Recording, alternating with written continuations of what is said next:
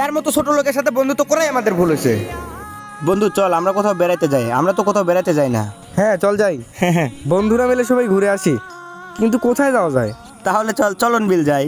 আমি যেতে পারবো না রে, তোরা যা, ঘুরে আয়। এখন হাতে টাকাও নাই, টাকার খুব সংকটে আছি। এ প্রত্যেকবারই এরকম করে, কোথাও যাওয়ার কথা বললেই এই সমস্যা সেই সমস্যা।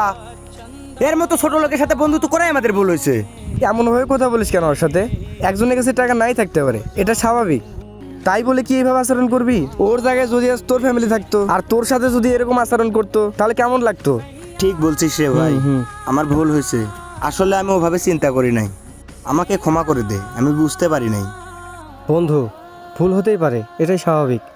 আমি কোনো কিছু মনে করি নাই। বন্ধুত্ব তো এটাই। হ্যাঁ বন্ধু, আপনার বন্ধু মহলে কেউ অসচ্ছল থাকতেই পারে, কিন্তু টাকার জন্য তাকে কখনো ছোট করবেন না।